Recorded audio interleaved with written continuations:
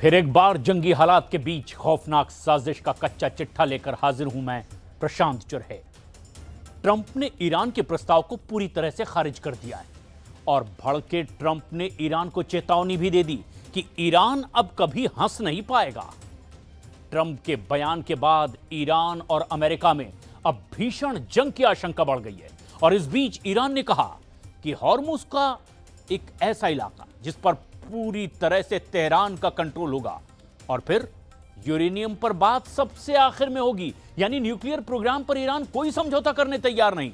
इस बीच नेतन्याहू के एक बयान ने युद्ध को और ज्यादा भड़का दिया है।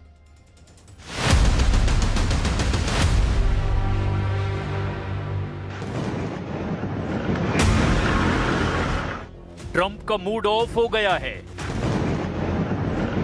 ईरान की हंसी छीन लेंगे ये ट्रंप। 47 साल का हिसाब चुकता करेंगे अब ट्रंप।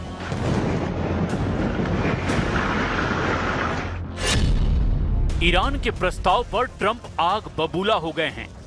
ईरान के रवैये ने उन्हें चिड़चिड़ा बना दिया है। गुस्से में ट्रंप ने जंग का टाइमर ऑन कर दिया है। 21 मिलियन बैरल तेल निर्यात वाले हॉर्मुज गलियारे ने पूरा गेम फंसा दिया है। हॉर्मुज में जहाजों का ट्रैफिक 5 से 10% रह गया है। पर्सियन गल्फ में 1,500 से ज्यादा जहाज फंस गए हैं। हॉर्मुज में 85 से 95% तेल फंसने से अब दुनिया की अर्थव्यवस्था त्राहिमाम कर रही है। इजराइल कह रहा है, हमें ईरान की शर्तों से कोई लेना देना नहीं है। उसने लेबनान में हिजबुल्लाह के खिलाफ सबसे बड़ी जंग शुरू कर दी है। दक्षिणी लेबनान के कफर रुमान इलाके में हिजबुल्लाह के ठिकानों पर इजरायली सेना ने बहुत बड़ी स्ट्राइक की है। आईडीएफ ने हिजबुल्लाह के ठिकानों को तबाह करने का दावा किया है। हमले से पहले इजराइल की सेना ने आम नागरिकों को इलाका खाली करने की चेतावनी दी थी। यह हमला ऐसे वक्त में हुआ है जब इजराइल और लेबनान ने सीज फायर पर समझौता किया है और उधर हॉर्मुज में एक और समझौता टूटने वाला है। ट्रंप का ऐलान, अब नहीं हंसेगा ईरान, खून के आंसू रोएगा ईरान, 47 साल पीछे जाएगा ईरान। एक ऐसी दुश्मनी जिसने मिडिल ईस्ट को बार बार बारूद के ढेर पर खड़ा कर दिया। 1979 के इस्लामिक क्रांति से शुरू हुई नफरत आज 2026 में फिर सबसे विस्फोटक मोड़ पर पहुंच गई है। डोनाल्ड ट्रंप ने ईरान को ऐसी धमकी दी है जिसने ईरान और अमेरिका के बीच विध्वंसक युद्ध की लकीरें खींच दी है। मैंने ईरान के तथाकथित प्रतिनिधियों का जवाब पढ़ा। मुझे यह बिल्कुल पसंद नहीं आया, पूरी तरह से अस्वीकार्य। ईरान पिछले 47 सालों में अमेरिका और बाकी दुनिया के साथ खेल खेल रहा है। ईरान हमारे महान देश पर हंस रहा था, लेकिन अब ऐसा और नहीं होगा। अब वो हंस नहीं पाएगा। तो क्या ट्रंप ईरान के खिलाफ कोई बड़ा कदम उठाने वाले हैं? क्या अमेरिका फिर मिडिल ईस्ट में सैन्य दबाव बढ़ाने जा रहा है? और आखिर ईरान ने इस धमकी का जवाब कैसे दिया? ईरान ने हॉर्मुज पर फुल कंट्रोल का प्रस्ताव दिया। ट्रंप ने प्रस्ताव को खारिज कर दिया। ईरान ने युद्ध में नुकसान का मुआवजा मांगा। ट्रंप ने खारिज कर दिया। ईरान की बंधक बनाई संपत्ति को अनफ्रीज करने की मांग की। ट्रंप ने खारिज कर दिया। हॉर्मुज से नाकेबंदी हटाने की मांग की। ट्रंप ने खारिज कर दिया। लेबनान समेत सभी फ्रंट पर युद्ध रोकने की मांग को भी ट्रंप ने खारिज कर दिया। अमेरिका और ईरान दुनिया की वो दुश्मनी जो कभी खत्म होती नहीं दिखाई देती।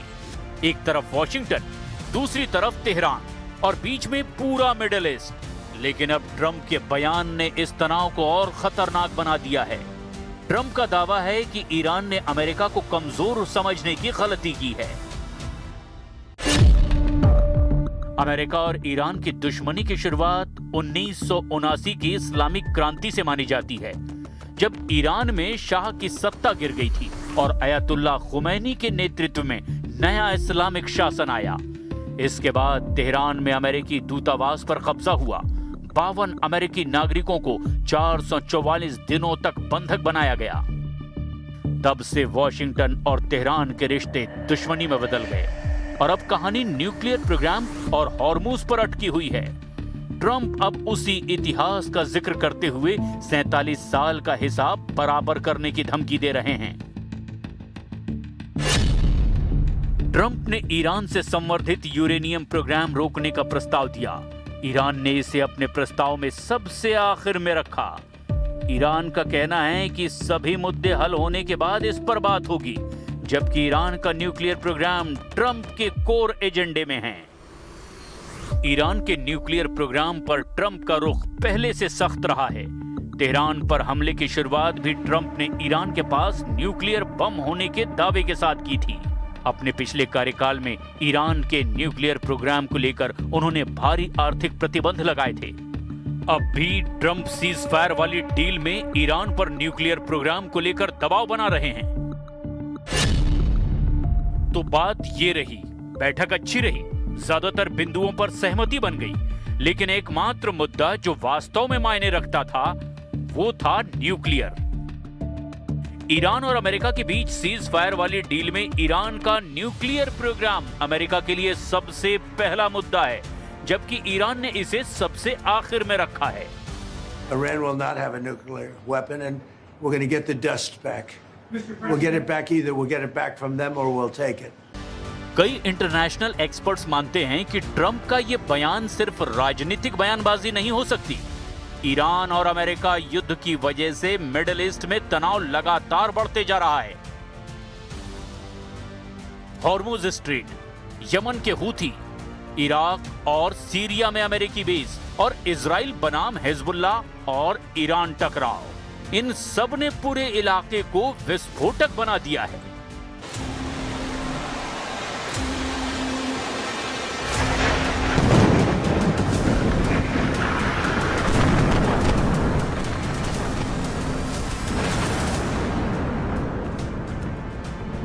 ऐसे में अगर अमेरिका और ईरान आमने सामने आए तो इसका असर सिर्फ दो देशों तक सीमित नहीं रहेगा।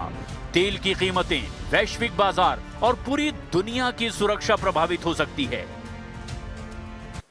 طرفای آمریکایی کماکان بر اساس ذهنیت‌هایی که عمدتاً هم ساخته پرداخته رژیم صهیونیستی است،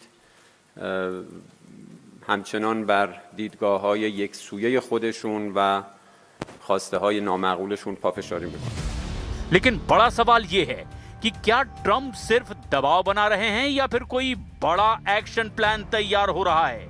क्या अमेरिका ईरान पर नए प्रतिबंध लगाएगा? क्या अमेरिका की ओर से मिडिल ईस्ट में सैन्य मौजूदगी और बढ़ाई जाएगी? या फिर यह सिर्फ चुनावी और रणनीतिक संदेश है ताकि अमेरिका की ताकत का प्रदर्शन किया जा सके? फिलहाल तेहरान भी पीछे हटने के मूड में नहीं दिखाई दे रहा और यही वजह है कि मिडिल ईस्ट में तनाव का मीटर लगातार ऊपर जाता जा रहा है। 47 साल पुरानी दुश्मनी, नई धमकियां और बारूद के ढेर पर बैठा मिडिल ईस्ट।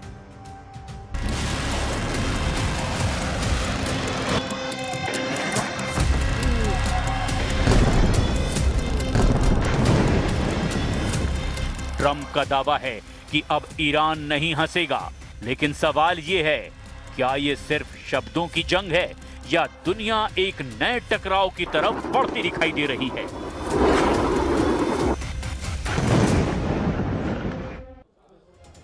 लगता है अमेरिका से ज्यादा इजराइल अब ईरान को हर हाल में तबाह करना चाहता है और शायद यही वजह है कि इजराइल के खुफिया तरीकों से अब इराक के अंदर ऐसे इजरायली अड्डे बना लिए हैं जहां से ईरान पर हमले हो रहे हैं और दावा यह किया जा रहा है कि इराक में इजरायली सैनिक इराकी सेना की वर्दी पहन करके अब ईरान पर लगातार हमले कर रहे हैं।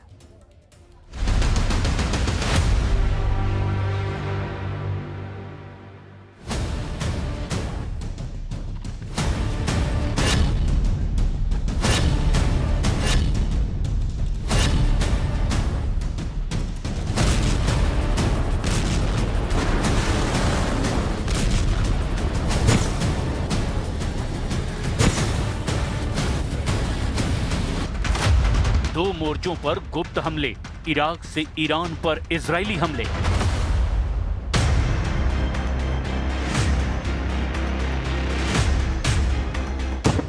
यकीन करना मुश्किल है, लेकिन ये खबर 100% सही है कि इजराइल ने ईरान की पीठ के ठीक पीछे इराक में अपना जबरदस्त सैन्य अड्डा बना लिया है और इस वक्त पश्चिमी ईरान पर इजराइल कई खुफिया हमले कर चुका है, जिसका अंदाजा ईरान को रत्ती भर भी नहीं था।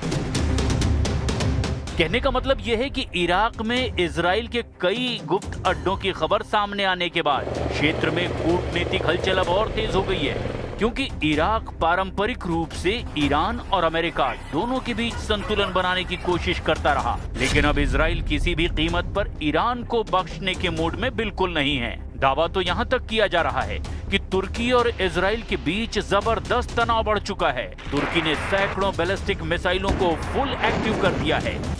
जानकारों का दावा है कि इजराइल अच्छी तरह से समझ चुका है कि अमेरिका के भरोसे रहकर वो ईरान युद्ध नहीं जीत सकता और इसीलिए इजराइल ने एक साथ 2 मोर्चों पर अपना मिशन शुरू कर दिया है। खाड़ी के देश कतर, सऊदी अरब, यूएई, बहरीन, जॉर्डन और कुवैत इस वक्त ईरान से पूरी तरह से नाराज हैं और अब हर हाल में ईरान को तबाह करने पर उतारू हैं। लेकिन दिक्कत यह है कि ये खाड़ी देश अपने दम पर ईरान से मुकाबला नहीं कर पा रहे हैं। वहीं अमेरिका को भी 39 दिनों के युद्ध में समझ आ गया कि ईरान को हराना जरा भी आसान नहीं है और इसीलिए इजराइल अब खाड़ी देशों का मसीहा बनता जा रहा है, जो कतर, यूएई, सऊदी अरब को भरोसा देने की कोशिश कर रहा है कि वो अपने हथियारों के दम पर न सिर्फ खाड़ी देशों को बचाएगा बल्कि ईरान को भी तबाह कर देगा, ताकि भविष्य में ईरान किसी भी खाड़ी देश पर हमला न कर पाए।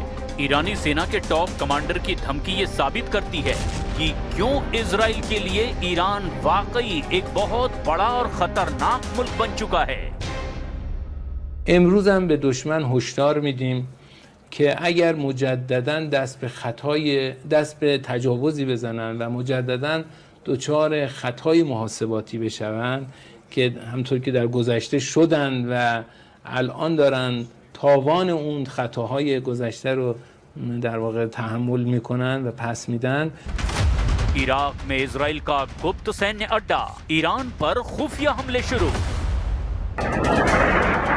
अब सवाल उठता है कि क्या ईरान को तबाह करने में इराक में मौजूद इजरायली सैन्य अड्डा गेम चेंजर साबित हो सकता है। ये खबर वाकई चौंकाने वाली है कि ईरान के ठीक पड़ोस में इराक में इजराइल ने जबरदस्त गुप्त सैन्य अड्डा बना लिया है, जिससे ईरान पर बहुत बड़ा खतरा मंडराने लगा है। जो रिपोर्ट सामने आ रही है वो वाकई हैरान करने वाली है। इराक में इजराइल के गुप्त सैन्य अड्डों की खबर ने वैश्विक राजनीति और सैन्य विशेषज्ञों के बीच खलबली मचा दी है। ये एक बहुत ही संवेदनशील और रणनीतिक मामला है। जरा रिपोर्ट पर गौर कीजिए कि आखिर ईरान पर हमला करने के लिए जो इजरायली सैन्य अड्डा इराक में मौजूद है उसका खुलासा कैसे हुआ है। इस गुप्त अड्डे का खुलासा सबसे पहले वॉल स्ट्रीट जर्नल यानी कि WSJ की एक खोजी रिपोर्ट और सैटेलाइट तस्वीरों के जरिए हुआ। Intelligence leak. अमेरिकी खुफिया समुदाय के कुछ असंतुष्ट अधिकारियों ने इस खबर को लीक किया कि इराक के अनबार प्रांत में कुछ ऐसी गतिविधियां हो रही है जो सामान्य इराकी सेना की नहीं है। Satellite footage. High resolution satellite imagery में इराक के पश्चिम रेगिस्तान में एन अल असद एयरबेस के करीब एक अलग रनवे और उन्नत रडार सिस्टम देखे गए जो इजरायली वायुसेना के उपकरणों से बिल्कुल मेल खाते थे। यह अड्डा पूरी तरह से घोस्ट बेस की तरह ऑपरेशन में एक्टिव है। इराकी सेना की वर्दी में इजरायली सेना। रिपोर्ट के मुताबिक यहाँ तैनात इजरायली सैनिक इराकी सेना या फिर निजी सुरक्षा ठेकेदारों की वर्दी पहनते हैं ताकि स्थानीय लोगों या ड्रोन की नजरों से बचा जा सके। Logistic hub. ये बेस मुख्य रूप से इजरायली F-35 और F-15 लड़ाकू विमानों के लिए मिडवे रिफ्यूलिंग यानी कि हवा में ईंधन भरने की बजाय जमीन पर रुककर ईंधन भरना और तकनीकी सहायता केंद्र के रूप में काम करता है। Electronic warfare. दावों के मुताबिक यहाँ से उन्नत जैमिंग सिस्टम संचालित किए जाते हैं जो ईरान के पश्चिम रडार नेटवर्क को अंधा करने में सक्षम हैं। खुफिया रिपोर्टों के अनुसार इस अड्डे का निर्माण 2025 के मध्य में शुरू हुआ था, जब ईरान और इजराइल के बीच तनाव युद्ध के करीब पहुंच गया था। इसे पूरी तरह से सक्रिय फरवरी 2026 में किया गया। इसे गुप्त रखने के लिए अमेरिका और इराक के बीच एक अनौपचारिक और गोपनीय सहमति होने का भी दावा किया जा रहा है। हालांकि इराकी सरकार आधिकारिक तौर पर इससे इनकार करती है। इराक में बेस होने से इजराइल को 3 सबसे बड़े रणनीतिक लाभ मिले हैं। इजराइल से ईरान की सीमा लगभग 1000 से 1500 किलोमीटर से अधिक दूरी पर है। इराक में बेस होने से ये दूरी घट करके मात्र 2 से 300 किलोमीटर रह गई है। इसमें लड़ाकू विमानों को ईंधन की चिंता किए बगैर ही ज्यादा समय तक ईरानी आसमान में रहने का मौका मिलता है। इजरायली विमानों को अब जॉर्डन या सऊदी अरब के ऊपर से लंबी उड़ान भरने की जरूरत नहीं है। वे सीधे इराक के रास्ते ईरान के उस हिस्से जैसे कि कमरान शाह और इलाम पर हमला कर सकते हैं, जहां पर ईरान ने कम सुरक्षा तैनात की है। ईरान द्वारा दागी गई किसी भी मिसाइल या ड्रोन को इराक की सीमा के अंदर ही नष्ट करने के लिए अब इजराइल को यहां से इंटरसेप्टर लॉन्च करने में आसानी होती है। ईरान ने इस अड्डे को अपनी संप्रभुता पर हमला बताया है। ईरानी सैन्य कमांडरों ने चेतावनी दी कि यदि इराक की धरती से कोई भी हमला जारी रहता है तो वे इराक के भीतर मौजूद इन अड्डों को अपनी फतह 2 और सेजल मिसाइलों से निशाना बनाएंगे। ये बेस इजराइल के लिए गेम चेंजर साबित हुआ है, क्योंकि इसने ईरान की डेप्थ डिफेंस यानी कि गहराई वाली सुरक्षा को खत्म कर दिया है। अब इजराइल ईरान के परमाणु और मिसाइल ठिकानों के बहुत करीब पहुंच चुका है।